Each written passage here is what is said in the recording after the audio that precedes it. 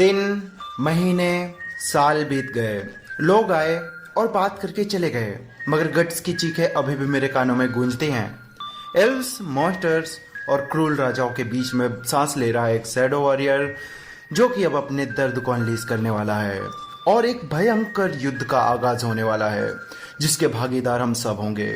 So hey guys, welcome to the new series of this channel, जहां पे हम guts के दर्द, पीड़ा और गुस्से को एक साथ एक्सपीरियंस करेंगे। जिस जर्नी में आज हमें प्रोलॉग देखने को मिलेगा, जो कि वॉल्यूम 1 का चैप्टर 1 है। तो यह कहानी शुरू होती है गट्स से, जो कि किसी औरत के साथ सो रहा होता है और अगले ही क्षण वह औरत एक भयानक मॉन्स्टर में तब्दील होने लगती है और वह गट्स से बोलता है कि तुम मेरे जाल में फंस ही गए। मगर गट्स के चेहरे पर एक डरावनी स्माइल होती है और वह अपने लेफ्ट आर्म से एक वेपन शूट करता है, जिससे उस मॉन्स्टर की वहीं पर मौत हो जाती है। दूसरे सीन में वह पहुंचता है किसी गांव में, जहां पर कुछ लोग एक एल्फ को पकड़कर प्रताड़ित कर रहे होते हैं। हिलना बंद कर एल्फ, हमें तुझे खत्म करना है। वहीं पर कुछ सिविलियंस बोल रहे होते हैं, इस एल्फ के लिए मुझे बुरा लग रहा है, मगर मैं इसकी मदद नहीं कर सकता। कोका कासल के लोगों पर उंगली उठाने की तो मेयर की भी हिम्मत नहीं है। उतने में ही उन्हें पीछे से एक भारी सुर में आवाज सुनाई देती है, हे इधर देखो। और पीछे देखने पर वहां पर गट्स खड़ा होता है, जो कि दुकानदार से कह रहा होता है, मैं तुम्हारी दुकान का थोड़ा सा हुलिया बदलने वाला हूँ।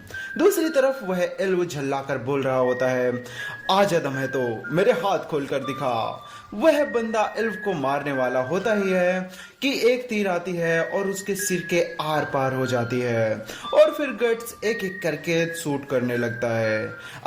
यह पागल कौन है? गट्स किसी के हाथ में तीर मारता है तो किसी के पैर पर, किसी के नाक में। जो नजारा देखकर सबकी पतलून गीली हो जाती है। वह नाक के तीर में लगे हुए बंदे से पूछता है, तुम ही कोका कासल के ठग हो ना? बताओ मुझे। हाँ, तो ठीक है, तो तुम मेरा एक संदेश पहुंचाओगे। कौन सा संदेश? यही कि ब्लैक स्वॉर्ड्समैन आ गया है। वह इतना ही और सुनकर बस इतना ही, और यह सुनते ही सबकी आंखें चौंधी आ जाती हैं। उतने में ही कोई पीछे से हमला करने की कोशिश करता है, मगर गट्स अपनी तलवार घुमाता है और उसे बीच से 2 भागों में काट देता है। विलेजर्स भुनभुना रहे होते हैं, वह साधारण तलवार से कई गुना बड़ी है, बल्कि वह तो बहुत से बड़ा लोहे का एक ढेर जैसा प्रतीत होता है। गट्स काम खत्म करके वहां से निकल ही रहा होता है कि वह एल्फ भी उसका पीछा करने लगती है। गट्स के कई बार मना करने पर भी वह उसका साथ नहीं छोड़ती। अगले सीन में हम देखते हैं गट्स को, जो कि किसी कासल के सामने खड़ा होता है, जहां के सैनिक उसका बंदी बना लेते हैं। इस पर लगातार कोड़े बरसाए जाते हैं।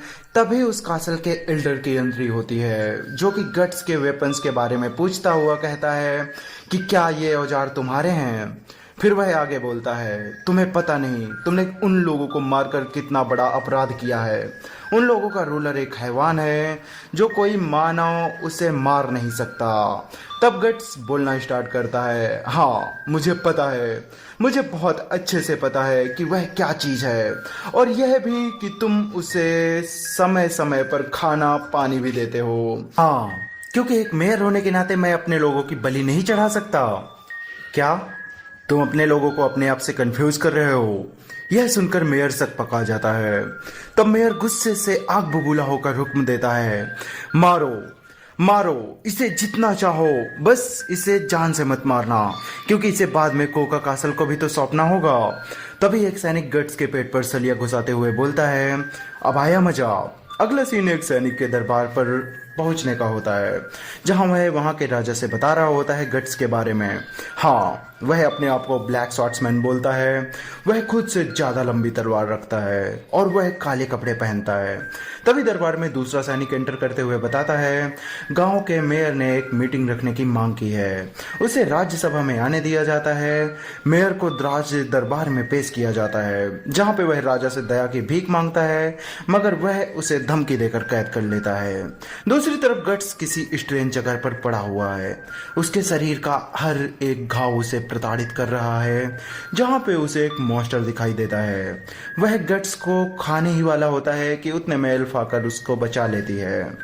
फिर हमें बाहर से यह देखने को मिलता है, जहां पर गट्स एक जेल नुमा जगह पर बंद है और एल्फ से यहां से निकल कर लड़ाई करने का प्लान बना रहा है। क्या तुम गांव के लोगों को इसमें घसीटना चाहते हो, मैं बस उस हरामजादे को जान से मारना चाहता हूँ। यह सुन के एल्फ वहां से उड़ जाता है। ऊपर आसमान से उसे नीचे लाशों के ढेर दिख रहे होते हैं। लोग एक दूसरे को बेरहमी से मारते हुए इंसान दिख रहे होते हैं। चार्ज, एक एक पाई जलाकर राख कर दो। तभी अचानक से तीरों की बौछार शुरू हो जाती है, जहां गट्स बैटलफील्ड में एंटर करता है। फिर वह कभी तीर कभी तलवार से सबका खून बहाना शुरू करता है। अच्छा, तो तुम ही हो ब्लैक स्वॉर्ड्समैन, बैटलफील्ड के बीच खड़ा राजा बोलता है। और फिर वह एक भयंकर मॉन्स्टर में परिवर्तित हो जाता है और फिर एक घमासान युद्ध शुरू होता है। तुम्हारे जैसा तुच्छ प्राणी मेरे बाल भी बांका नहीं कर सकता। गट्स को पटकनी लगाते हुए वह बोलता है और अगले ही पल वह सर्प रूपी गॉडजिला में ट्रांसफॉर्म हो जाता है। वह गट्स पर भारी पड़ ही रहा होता है। तभी गट्स अपने बाएं हाथ से एक ब्लास्ट छोड़ता है और इससे पहले कि वह कुछ भी समझ पाए उसे बीच से अलग कर देता है। फिर वह उसे अनगिनत तीरों से हमला कर छलनी कर देता है।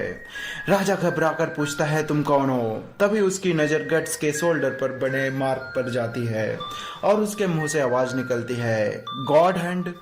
बाकी के 5 गॉड हैंड कहाँ है? तभी गट्स पूछता है, मुझे कोई अंदाजा नहीं। यह बोलकर वह आगे बढ़ जाता है और राजा वहीं पर जलकर खाक हो जाता है और यह चैप्टर यहीं पर खत्म हो जाता है। आगे गट्स किससे लड़ेगा, उसके इतने बलशाली होने के पीछे का राज क्या है, यह सब हम अगले चैप्टर में जानेंगे। तो अगर आप उसे मिस नहीं करना चाहते हैं कि तो मेक श्योर करें कि चैनल को सब्सक्राइब करके बेल आइकन प्रेस कर दें। अगर आपको यह वीडियो पसंद आई है तो इसे एक लाइक कर देना और दोस्तों में शेयर भी। See you in the next one. Bye bye.